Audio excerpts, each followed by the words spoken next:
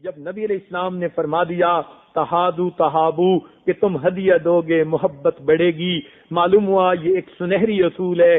دو لفظوں میں اللہ کے محبوب نے بڑی گہری باتیں سمجھا دیں، لہذا اپنی بیوی کو چھوٹی سی چیز کو بے شک ہدیہ دے دو۔ کہتے ہیں it's not the thing which count it's the thought, یہ تو سوچ کو دیکھا جاتا ہے، چیز کو نہیں دیکھا جاتا۔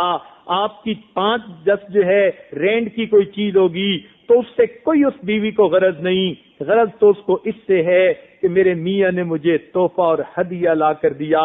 ضروری نہیں ہوتا کہ ہر تحفہ کوئی ڈائمنڈ اور بڑا قیمتی ہو تب تحفہ بنتا ہے، نہیں، چھوٹی چھوٹی چیزیں بھی تحفہ بن جاتی ہیں۔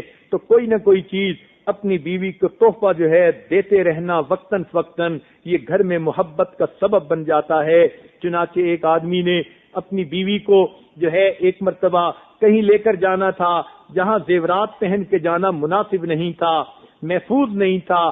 چنانچہ بیوی نے بھی کہا کہ ہاں مجھے زیور نہیں پہننے، خامن نے بھی کہا نہیں پہننے، بیوی نے سارے زیور اتار دیے مگر ایک لاکٹ اس نے لے کر پھر گلے میں پہن لیا، کہنے لگی یہ تو میں ضرور پہن کے جاؤں گی۔ میاں نے پوچھا کہ آخر اس کی کیا وجہ ہے؟ وہ کہنے لگی کہ آپ کو تو یاد نہیں، مجھے یاد ہے۔ اس نے کہا کیا بات؟ کہنے لگی یہ وہ لاکٹ ہے جو آپ نے مجھے شادی کی پہلی رات پہنایا تھا، میں کبھی اس کو اپنے سے جدا نہیں کرتی، سارا زیور میں دے سکتی ہوں لیکن اس لاکٹ کو میں سینے سے لگا کے رکھوں گی۔ اس لاکٹ میں محبت کا پیغام ہے جو پہلی ملاقات میں آپ نے مجھے دیا تھا۔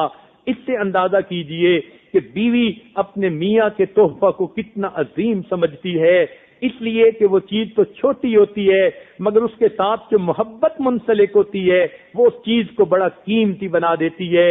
اور بیوی تو محبت کی جو ہے طلبگار ہوتی ہے، اس کو خاوند سے محبت ہی تو چاہیے ہوتی ہے، اس نے کوئی زیورات کو چوسنا تھوڑا ہوتا ہے یا گھر کی چیزوں کو اس نے کوئی جو ہے کہاں لے کے جانا ہوتا ہے، اس کو تو ہر چیز میں محبت ہی چاہیے ہوتی ہے۔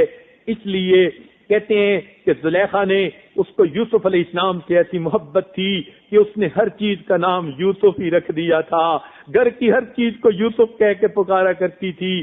اسی طرح بیوی کا بھی معاملہ ہوتا ہے، اس کو خاوند سے محبت ہوتی ہے، ہر چیز میں اس کو خاوند کی محبت نظر آتی ہے، لہذا اگر آپ اسے وقتاً فوقتاً کوئی ہدیہ دیں گے تو یہ ہدیہ آپس میں محبت بڑھنے کا ذریعہ بن جائے گا۔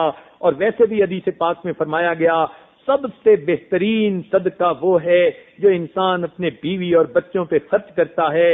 علماء نے لکھا کہ اگر انسان اللہ کے راستے میں خرچ کرے تو بھی اتنا ثواب نہیں جتنا بیوی کو کوئی چیز لے کر دے اس کا ثواب ملتا ہے۔ تو معلوم ہوا کہ جب صدقہ میں سے بہترین صدقہ یہ ہے کہ انسان اپنے بیوی اور بچوں پہ خرچ کرے، تو پھر معلوم ہوا کہ یہ چھوٹا سا تحفہ صرف بیوی کو ہی پسند نہیں آئے گا بلکہ پروردگار کو بھی پسند آئے گا۔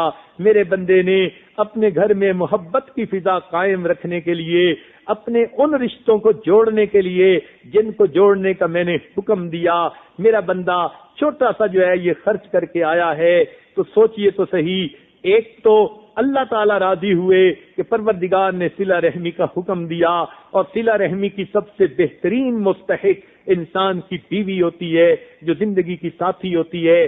تو یہ تحفہ دینا اللہ تعالیٰ کی خوشی کا بھی سبب بنتا ہے اور بیوی کی خوشی کا بھی سبب بنتا ہے، اور بیوی جب خوش ہوتی ہے تو پھر خوشیاں تو خود انسان کو ملتی ہیں۔ شاید دینا اتنا زیادہ نہیں ہوتا جتنا ریٹرن انسان کو زیادہ مل جاتا ہے۔ تو چالاک خاوند اس کام کو بہت اچھی طرح کرتے ہیں تاکہ ان کو بیوی کی طرف سے بھی محبتیں ملیں۔ یہ اللہ رب العزت کی جو ہے حکم بھی ہے اور اللہ کے محبوب کا حکم بھی ہے، ہدیہ دو محبت بڑھے گی۔ تو گویا حدیث پر بھی عمل ہوا۔ اس کو کہتے ہیں کہ آم کے آم اور گٹھلیوں کے دام، کہ آم بھی مل گئے اور گٹھلیوں کے دام بھی مل گئے، اللہ اور اس کے رسول بھی راضی، اور جب بیوی راضی ہوئی تو اپنا کام بھی بنا۔ اس کو اللہ تعالیٰ کی طرف سے یہ حکم سمجھ کے یا نبی علیہ السلام کی سنت سمجھ کے اس کام کو وقتاً فوقتاً کرنا چاہیے تاکہ گھروں سے نفرتیں نکلیں، گھروں سے جھگڑے نکلیں، شیطانیت گھروں سے نکلے، ہر وقت کی محاذ آرائی گھروں سے نکلے۔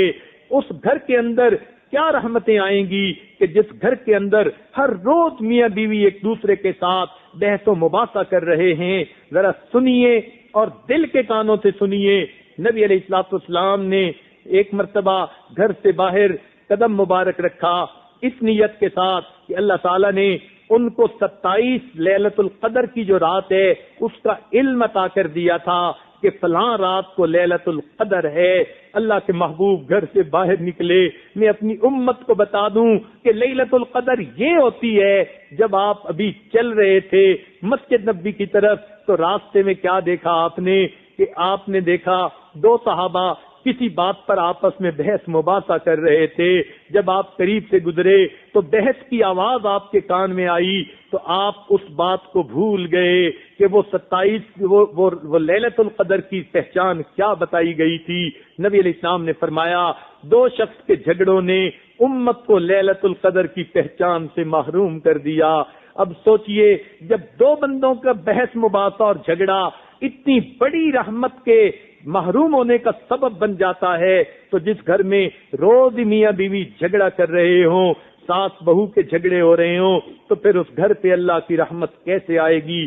لہذا ہمیں چاہیے کہ ہم اپنے گھروں کو محبت و پیار کا گہوارہ بنائیں۔ یہی دین اسلام کا حسن ہے، وہ دین فطرت ہے۔ جس گھر میں دین اسلام زندہ ہوگا اس گھر کے دلوں کے اندر محبتیں زندہ ہوں گی۔ اس لیے کہ دین اسلام کا مقصد ہے میرا پیغام محبت ہے جہاں تک پہنچے، یہ تو محبتیں تقسیم کرنے والا دین ہے۔ لہذا میاں بیوی کو دین اسلام کے مطابق زندگی گزارنی چاہیے۔